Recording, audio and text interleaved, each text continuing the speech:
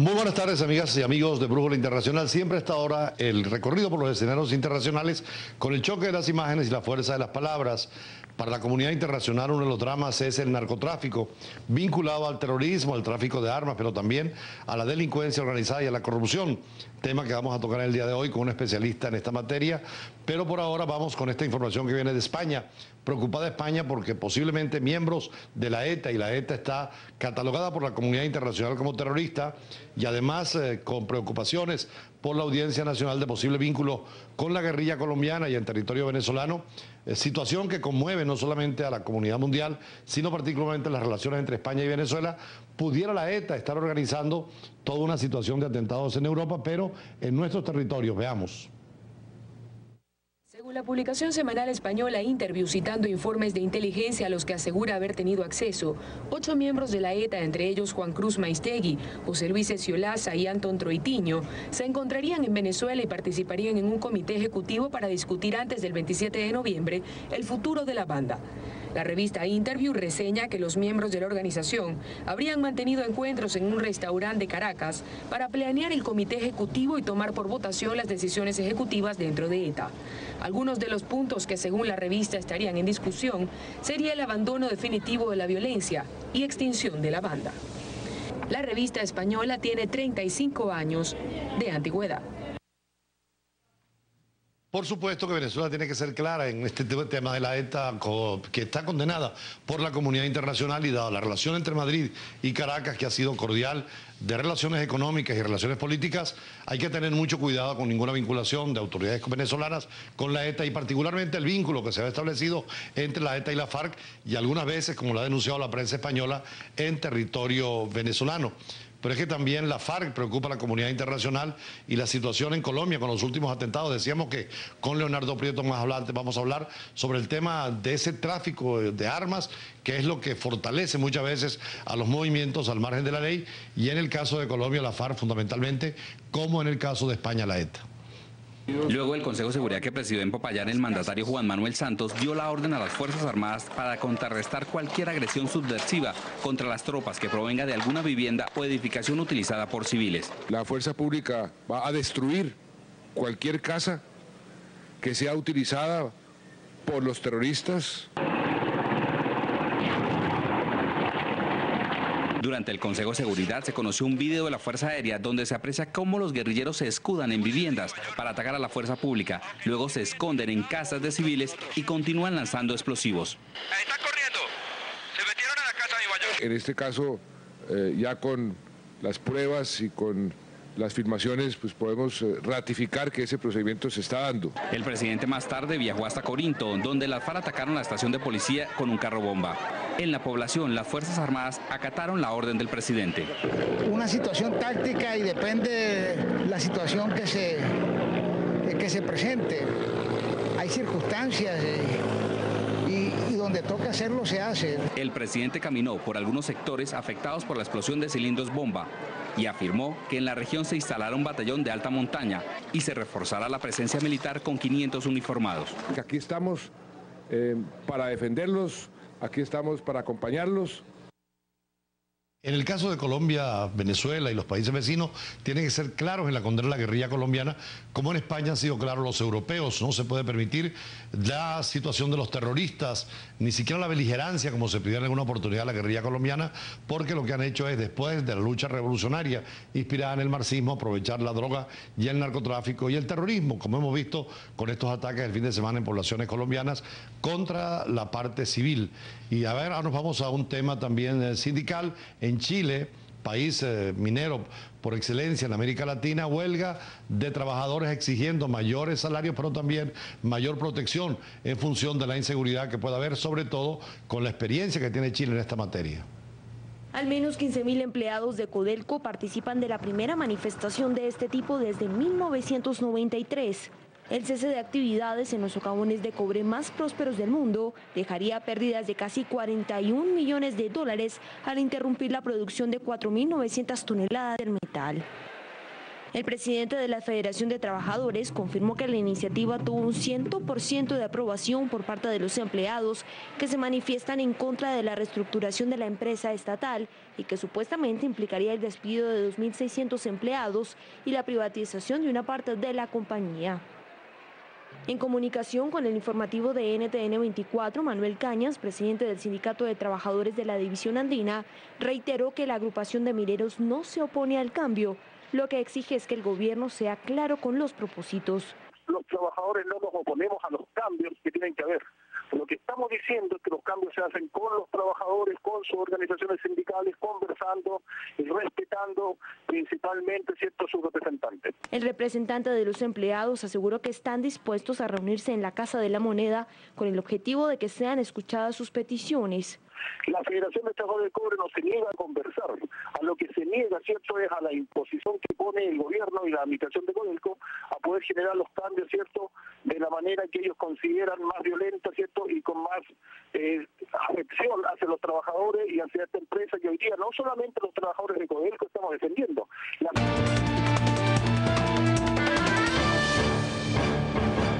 Todas las miradas están en México con la violencia, el narcotráfico, el terrorismo, la corrupción. Incluso hubo elecciones la semana pasada y se nota la desconfianza frente al Partido Acción Nacional que gobierna. Es la segunda vez, después ahora con Calderón, que llegan ellos al poder. Sin embargo, sacó una alta mayoría la oposición, representada en el PRI, un partido que tenía 71 años de gobierno ininterrumpido en México, y es el drama de la violencia y el narcotráfico el que llama la atención tanto que el secretario general de Naciones Unidas envió como delegada especial a la comisionada de Derechos Humanos frente a una posición que fue expuesta allí en la conferencia y de la cual tenemos la siguiente información. La acción del crimen organizado y la violencia brutal con la que actúan es motivo de seria preocupación para la alta comisionada para los derechos humanos de Naciones Unidas. Estoy profundamente preocupada, dijo, por los niveles tan altos y extraordinarios de la violencia del crimen. Las acciones brutales del crimen organizado amenazan verdaderamente el núcleo del Estado y tienen consecuencias desastrosas en materia de derechos humanos. Una violencia que está estrechamente ligada al poder de fuego de los cárteles de la droga, quienes, según datos oficiales, trafican ilegalmente desde Estados Unidos cerca de 2.000 armas diariamente. El problema al que le están dando seguimiento, dijo la funcionaria de Naciones Unidas. El 70% de las armas vendidas en 3 estados, en Texas, en Arizona y California, terminan aquí en México. Yo creo que realmente es muy desafortunado y yo, como comisionada, haré un esfuerzo por atraer la atención de que este enorme flujo de armas no está ayudando a las autoridades mexicanas a enfrentar la situación. Afirmó que la magnitud del reto que representa la lucha en contra del crimen organizado es enorme y que algunas de las causas raíz que lo han generado, como las calificó, se encuentran más allá de las fronteras de México. Hago un llamado, señaló, a los Estados Unidos de América, que es el principal consumidor de drogas y el proveedor de armas para dentro y fuera de México, a que hagan más para que el pueblo de este país esté en una situación segura. De regreso a México, reconoció el papel que están jugando las fuerzas de seguridad, quienes, dijo, intentan dar protección a la población, poniendo en un alto riesgo sus vidas, mientras que combaten al crimen organizado. Sin embargo, señaló que le preocupa el incremento en los reportes de violaciones de derechos, así como el uso excesivo de la fuerza. Leonardo Prieto es uno de los venezolanos más preocupados por este tema, tanto que presentó una ley ante la Asamblea Nacional para el control de las armas. Leonardo, ¿esta situación de México es repetible en otros países de América Latina? Buenas tardes. Realmente sí se repite en todo el continente, porque en la última reunión que estuvimos, de los 15 países más violentos que hay en el mundo, 10 se encuentran en nuestro continente. Y 10 son latinoamericanos. ¿Y de esos latinoamericanos cuáles son los más Bueno, tenemos Venezuela, tenemos Brasil, tenemos Guatemala, en Centroamérica, tenemos en el Caribe. Entonces, realmente la violencia en Latinoamérica, porque hay dos características, ¿no?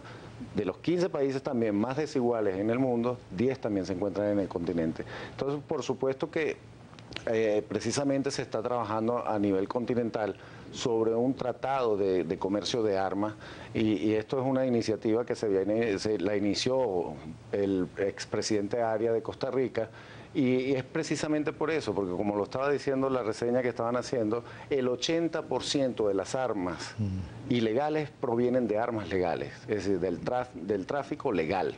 Entonces, no, a nadie le sorprende de que precisamente cuando hay muchísima venta de armas, por supuesto que eso incide directamente en el mercado ilegal, porque esas armas a la final terminan en el mercado ilegal. ¿Cuál es la situación en Venezuela con tantos crímenes y tanta inseguridad que cuando uno ve la prensa mexicana o brasileña pareciera que son los tres polos fundamentales? Bueno, precisamente en Venezuela y ya después de 6 meses de ejercicio de esta nueva Asamblea Nacional, nosotros hemos hecho todos los contactos necesarios. Nuestro proyecto de ley ya está en el Ministerio de Relaciones Interiores, se le entregó a ellos, también hicimos contacto con la Comisión de Desarme y precisamente ya estamos hablando con los ciudadanos y hablando con los diputados de que en Venezuela los pañitos calientes no pueden continuar. Es decir, Venezuela, una ley de desarme que siga permitiendo el porte de armas no va a llevar en nada, lamentablemente no va a solucionar.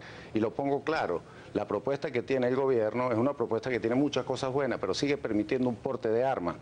Incluso se ¿Cuál es la experiencia en otros países con respecto al porte de armas? Bueno, pero fíjate, al seguir permitiendo un porte de armas ya no es una ley de desarme. Incluso hay iniciativas de colocarle cereales a los cartuchos y de colocarles colores. Bueno, pero si no hemos podido controlar la cantidad de armas legales que tenemos en Venezuela, ¿ustedes creen que vamos a poder controlar eso multiplicado por 25 veces? Es decir, que serían 25 cartuchos por cada arma.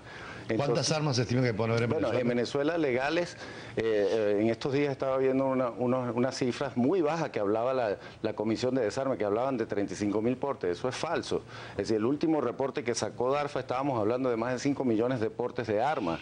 Y realmente ahí es donde está el problema, porque un porte tiene un valor. Aquí en Venezuela tú consigues un porte con 4 o 5 mil bolívares y eso no es un secreto para nadie. Entonces, precisamente nosotros queremos hablar, y en la segunda propuesta que está en la Asamblea, que es la ley de desarme que tiene la organización Primero de Justicia, también tiene cosas buenas, pero esta es una ley de desarme, y realmente es una ley de desarme la que ensambló Primero de Justicia, pero es una ley de desarme que desarma en función de la existencia del porte. Nosotros tenemos una propuesta bien clara: prohibición de porte de armas para civiles. Queremos que todas esas armas sean destruidas en asambleas de ciudadanos. ¿Cómo hacen, por ejemplo, algunos hacendados o para vigilar ellos mismos, cuidarse? Bueno, esas son condiciones especiales. Realmente, y pongo un ejemplo, ahorita que estuvimos en Bolivia en la tercera reunión plurinacional que fue organizada por la Fundación ARIA para la Paz y el Desarrollo Humano, en esta organización y en ese evento, bueno, aprendimos de muchos países. Bolivia no tiene porte de armas. Y en Bolivia el año pasado murieron 500 personas por armas de fuego. ¿En Venezuela cuál es la estadística? Las estadísticas son asombrosas. Aquí en Venezuela el año pasado terminamos con 17.000 personas. Bueno, o tomemos el número que dice el ministro, que está entre 12 y 14.000 personas murieron el año pasado. Es decir, por primera vez el gobierno aceptó que la tasa de mortalidad en Venezuela por armas de fuego es alta, que ellos hablaron de 48%, pero aquí no importa cuál cifra es verdad, si la que decimos nosotros en Redes por la Vida, o la que dice el gobierno, o la que dice cualquier persona. Lo importante aquí, la discusión de fondo, es que tenemos una de las tasas de mortalidad más altas que hay en el continente. Y eso se ha convertido para la Organización Mundial de la Salud, ya es un problema de pandemia. Y en Venezuela todavía no se ha tomado la emergencia. ¿Cómo es la situación de la violencia en el mundo comparándola con Venezuela? Bueno, fíjate que en Guatemala hace un tiempo, que lamentablemente con lo que ocurrió ahora con Facundo Cabral, hace un tiempo se declaró un estado de sitio. ¿Por qué? Porque las policías eran superadas en números por el crimen organizado. Entonces, la realidad de nuestro continente es preocupante. También hay que responsabilizar a los países fabricantes. Y eso es un tema que se ha discutido en el Foro Mundial de Armas. Veíamos en la nota que el 80% de armas vienen de Estados Unidos a México. Exactamente, y aquí hay países que tienen que responsabilizarse. Brasil, que es un fabricante de armas, tiene que responsabilizarse también en los resultados que da este flagelo en la sociedad. Precisamente traías una revista. Sí, aquí precisamente nosotros estamos trabajando, y Redes por la Vida está apoyando, así como muchas otras organizaciones, estamos apoyando el Tratado del Tratado de Comercio de Armas, el TCA. Eso era una forma de impedir ese exactamente, es para controlar el tráfico legal de armas. Pero lamentablemente, bueno, Venezuela en el 2006 se abstuvo en la votación que se hizo en la ONU. En ese momento se opuso Estados Unidos. En el 2008 se abstuvo, Estados Unidos también se opuso y Venezuela se abstuvo. Entonces, actualmente, en el 2009, en la última discusión, Venezuela sigue absteniéndose. Pero lo más crítico es que Venezuela toma la misma línea que toma Túnez, que toma Siria, que toma Egipto, en esos momentos, en el 2009, que estábamos hablando, ahora son claro. que toma Cuba. Y realmente la realidad nuestra en cuanto a la mortalidad por armas de fuego es un problema que se tiene que estudiar y en toda la estructura. Una simple ley de desarme no va a solucionar el problema. O una simple ley de control de armas, que es lo que se está discutiendo en la Asamblea Nacional, porque no es una ley de desarme. Ahora, ¿qué hace Redes por la Vida en este sentido? Bueno, Redes por la Vida nosotros como ciudadanos estamos dispuestos primero a trabajar para aportar lo que podamos aportar en cuanto a las discusiones que se estén dando. No hemos sido llamados para ninguna de las comisiones, nos gustaría y hacemos la petición formal desde aquí, que ya la hemos hecho mediante otras vías, para participar en esa comisión de desarme que está en la Asamblea Nacional y la que se está haciendo también en el Ministerio de Relaciones Interiores. ¿Por qué? Porque realmente mientras la Asamblea, y eso es una crítica constructiva que voy a hacer, han pasado 6 meses a los diputados que fueron electos en esta nueva Asamblea. En 6 meses han muerto más venezolanos. Es decir, estamos hablando que las cifras son alarmantes, siguen siendo alarmantes. El problema de delincuencia e inseguridad no ha mejorado. Y si no, preguntémoslo a la gente en la calle. ¿Usted se siente más seguro hoy? ¿Usted siente que hay algún instrumento en la calle que fue creado por esta nueva Asamblea que usted se sienta más protegido? Es decir, entonces la pregunta es esa, es decir, vamos seriamente y como Redes por la Vida y todos los ciudadanos estamos dispuestos a trabajar y a colaborar. Yo creo que para construir es eso, pero hay que apurarse un poco. No, y que además necesitan seguridad internacional en el comercio de armas. Veamos esta nota donde precisamente en Chipre un accidente en el puerto, se trataba de armas, de municiones, crean una situación cuando no hay un control efectivo ni todos los mecanismos de seguridad. Tenemos la nota. La base naval Evangelos Florakis al sur de Chipre fue la sede del accidente. 2 de los 98 contenedores de pólvora de cañón que formaban parte de un cargamento de armas confiscadas en enero del 2009 en un buque de bandera chipriota procedente de Irán y destinado a Siria, ardieron produciendo impresionantes explosiones. La causa fue un incendio de monte bajo que se propagó hasta el lugar. Según medios locales, se registraron llamados a los cuerpos de bombero 1 hora y media antes de las explosiones que dañaron vehículos, edificios y reventaron las ventanas del pueblo vecino de Sigi.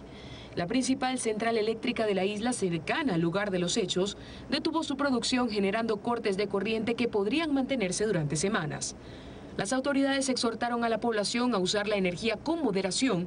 Sin embargo, actualmente las temperaturas en la región alcanzan los 40 grados centígrados. Ahora, Leonardo Prieto, experto en esta materia de control de armas, ¿cuáles son los países productores, cuáles son los países que adquieren mayores números de armas y sobre todo las ilegales? Bueno, las sociedades que adquieren más números de armas y sobre todo armas cortas son las sociedades como la nuestra, los países como los nuestros, es decir, como Venezuela, la misma Colombia con el conflicto que tiene, pero los más beneficiados son los países productores. Y precisamente en ese tratado de comercio de armas, una de las cosas que se quiere controlar es cómo se va a realizar el tráfico de esas armas legales y qué responsabilidades deben asumirse, porque no es posible que un país productor de armas genera ese producto y ese producto lo que hace es destruir sociedades, pero no asume ninguna cuota de responsabilidad. Y esto aquí y lo hablamos, por eso que en las primeras discusiones Estados Unidos se opuso en el 2006 y en el 2008. En el 2009 ya se llegaron a acuerdos. Venezuela todavía continúa manteniéndose del otro lado y no quiere, y de hecho hay una nueva discusión para el 2012, pero esta semana, el día 14 y 15, hay una discusión en la ONU en Nueva York sobre el tema. Entonces, el llamado es verdaderamente que exista una voluntad política, y esa voluntad política va a beneficiar a la sociedad. Ahora, ¿qué trataron ustedes en la última reunión de Bolivia y la anterior en Colombia? Bueno, la reunión de Bolivia fue bien interesante porque por primera vez de todas estas reuniones que he ido, asistió un representante del gobierno de Venezuela, y eso por supuesto que emocionó muchísimo tanto a la gente de la Fundación ARIA y de los otros gobiernos. Pues estuvo Perú, estuvo un representante de Chile, Chile no forma parte de la red andina, pero estuvo en esa reunión. tuvieron todos los países de la región andina. Entonces, en esto lo importante fue cuando vimos y fue Venezuela con un representante, bueno, nosotros aprovechamos para darle todas las propuestas que tenemos, claro, porque nosotros fuimos como representantes de la sociedad civil con otras organizaciones, también estuvo Amnistía Internacional, que es una organización que pues, en Venezuela es muy activa y hace unos trabajos maravillosos, e incluso siempre está tratando de que crezca la red de organizaciones. Y lo mejor que se hizo allá en La Paz fue la creación de la Red Andina de Organizaciones de la Sociedad Civil, que vamos a trabajar contra el tráfico ilícito de armas. Y bueno, Redes por la Vida forma parte ya de esta organización. Bueno, muchísimas gracias, Leonardo Prieto. ¿Algún mensaje final sobre esta materia? El mensaje que quiero darles es sobre todo a la esfera pública, a los diputados. Por favor, terminen vamos a terminar de la discusión con respecto a la ley de desarme y vamos a sacar un instrumento que verdaderamente desarme a la gente, ¿sí? Una ley que prohíba el porte de armas. Nosotros no estamos encaprichados con que se prohíba, que sea nuestra ley, sino simplemente que sabemos, si no hemos podido controlar 5 millones de armas, ¿ustedes creen que vamos a poder controlar 125 millones de cartuchos? Y la pregunta la dejo en el aire. Bueno, muchísimas gracias, Leonardo Prieto. Siempre es interesante. Después de la reunión de Nueva York hay que saber qué ha pasado en esta materia y si el tratado puede vincular a los estados para obligarse al control de las armas. Nosotros vamos a un corte, pero con estas imágenes, porque es el Día Mundial de la Población, cada 12 de julio. Interesante reflexionar sobre un tema que tiene que ver con el ambiente y con el futuro de la humanidad.